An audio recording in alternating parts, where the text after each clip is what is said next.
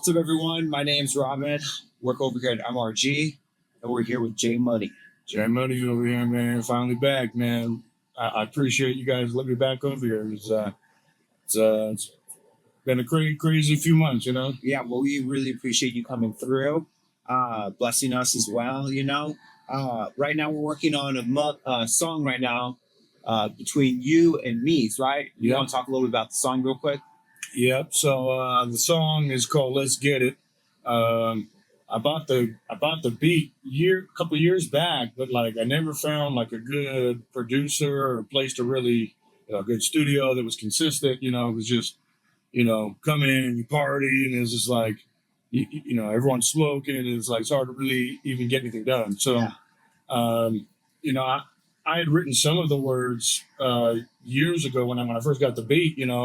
From a beat producer named AJ Wolf. He's got a big YouTube channel. Shout out, Top Notch Idiots. I'll give y'all a shout out. I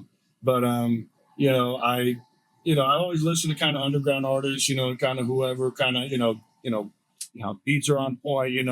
Talk about something that actually means something. And finally, I kind of bumped into Ice Mees online. And believe it or not, it's like. You would have liked to meet him at a coffee shop or at a concert. Yeah. But and I told him, I said, I like your beats, I like what you make, your content. And so he kind of reached back out to me and was like, what kind of work you're trying to do. And I was like, well, I haven't recorded with someone in a while, but I do have the song I'm working on. I have the beat and everything, but can I send it over to you and see what you think? And I kind of sent him over what I had, the little rough draft that I had. And I was done with the studio that I wouldn't recommend, but he listened to it, and we discussed terms from there, and he sent me his verse, and I was blown away. J Money, getting paper, that's for real. This ain't play money. Really raised in the field where I stay, cousin. 700 how I'm coming, know the bag running. Say something, then we on them. We don't do no talking, but they talk a lot. Really him can never say I'm not what they talking about. Been through some things, there's some things I can't talk about. Talking crazy, that'll make me chalk them out. I'm saying no. I've been grinding 9 to 5 plus some overtime. Keep it down by my side, she gon' hold me down.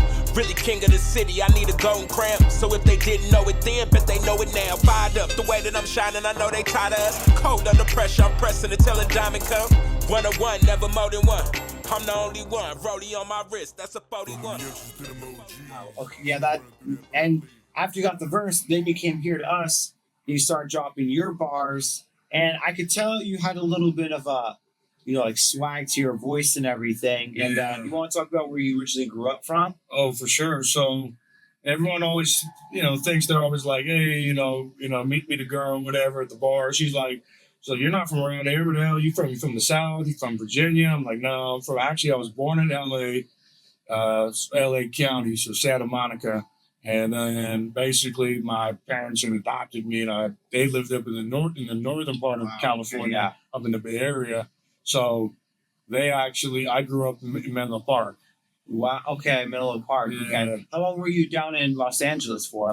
So I was just born there. Was there for like 3 days with my mom, and then after that, my adopted parents took me back over to the Bay Area, and that's pretty much from there on out there.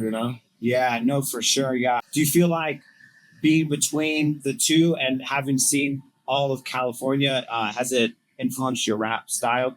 Like kind of rappers, because you listened to growing up. Interesting that you asked that, because where I grew up was kind of like on the west side of Menlo Park, and then you got next to that, you got on the other side of 101, you got East Palo Alto, you got Redwood City, and you got East Menlo. And then, so it's just like, when I grew up kind of like on the, I guess you call it the wealthier side of town, but my parents didn't give me any money. Yeah.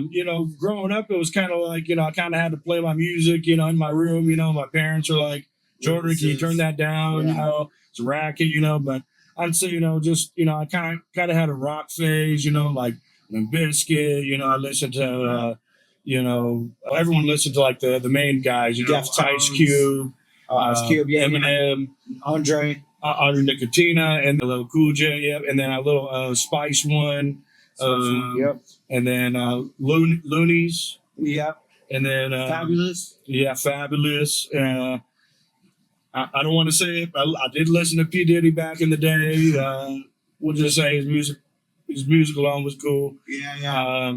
And then as I grew, Doggy Style. so.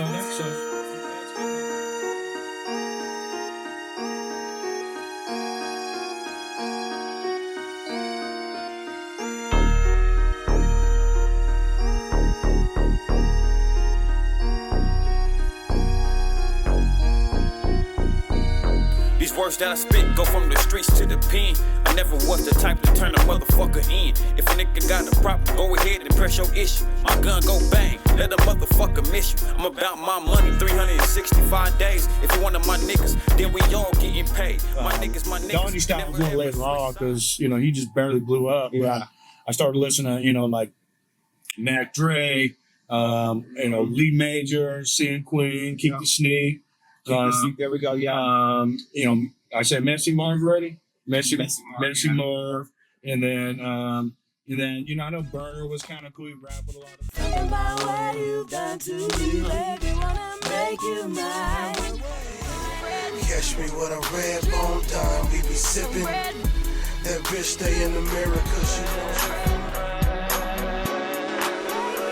City go by no book, anybody get took from Mace B to Haynes Valley.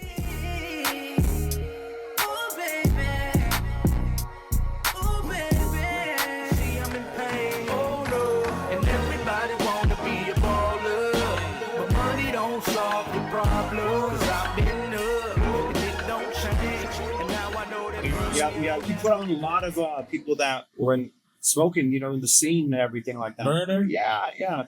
Well, cookies and everything, like, Yeah. you help change the game, what I mean? At least for tying in bud, making it okay all the time, Well, yeah, and then in California legalized, pot everything. But as far as particular Cypress Hill? Yep. Because Cypress Hill, they've been around for days. They actually recently came out with a new song with Mr. Criminal. So here's some more artists I listen to. Razzcazz? Razzcazz, who's that? Oh, okay, never mind. Yeah. It's like Bay Area and everything. Yeah, maybe a little bit above me, but so that so I really like the whole Bay scene, but like I never really liked the mumble rap. Like there's too many like mumble rappers. So like I tried to emulate people that were just about like wordplay, being on the lyrics, double entendres. Yeah, like actually we're able to put the music into an art form and not just $100,000 beat, $100,000 producer. Like I think if somebody knows music, somebody like what you're doing, you got a background in music, and you don't need you don't need all this stuff. Yeah. No, you don't need a lot. So how did you get into hip hop? So that's a funny and rapping, yeah. That's a funny story. So short version is I would say, and then in high school, the guys at lunchtime would get together and start freestyling and stuff. And, I kind of watch it, everyone kind of had their groups, the polys that hang over here, the Mexicanos over here, the prep class people over here that are studying for their tests. And then I hung out with some of the guys that freestyled, and they kind of looked at me after a while. I was like the only white guy there, and they're like, show us what you got, and of course, I got roasted. I was getting burned up by the other dudes. Okay, they're saying stuff, right? And so I'm not gonna lie, there was a couple times where I kind of went online and tried to find some other freestyle, in writing, so I could and I like try to memorize, and I come back and I'm like, you didn't write that shit, man. And they knew. Yeah, they knew. And so then, from there I said, I started actually I made a little demo album years ago, and I actually worked with a well-known producer. His name was Pearl Hozak.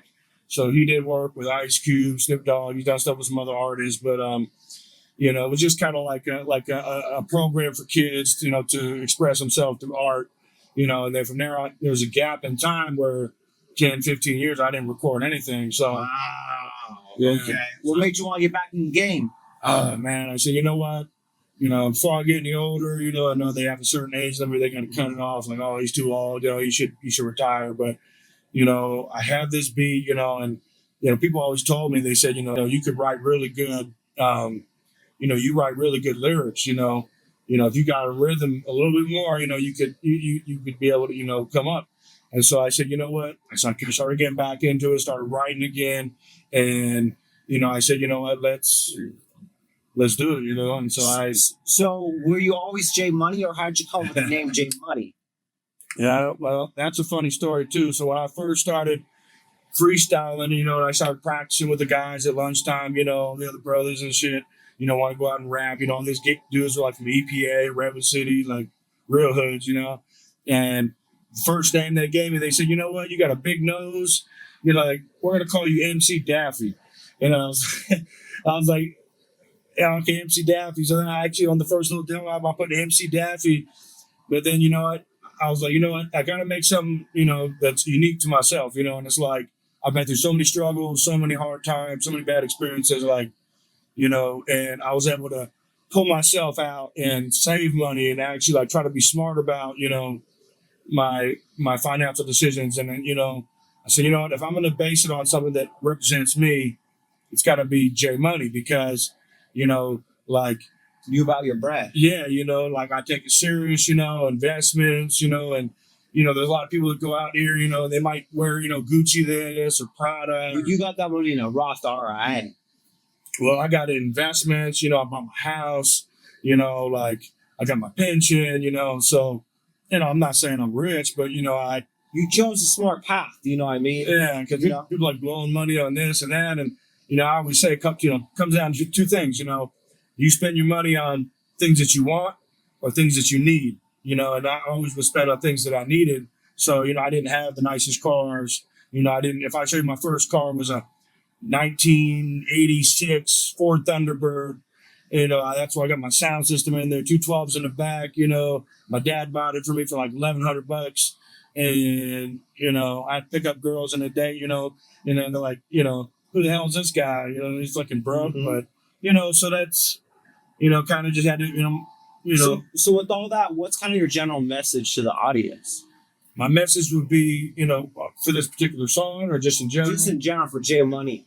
In general is, if you look at all the facts, and everything else, I shouldn't be out here, putting this song together. I shouldn't be out here, hooking up with people like Ice Mees and stuff that, I had no idea who they are. They don't know me. But my message is that even if you're in a bad place in life, if you have a dream or a goal, you want to be a musician or, you want to be a real estate agent or whatever your dream is, even if you aren't the best at it, just give it a shot. So I'm here trying to give it a shot. I'm not saying I'm the best rapper out there. If anything, I look at me as like the big brother, and he's kind of been helping me through this whole process, and I don't want to embarrass him. No, yeah. Well, J Money, to wrap things up, is there anyone else that you're looking to work with in these next couple months?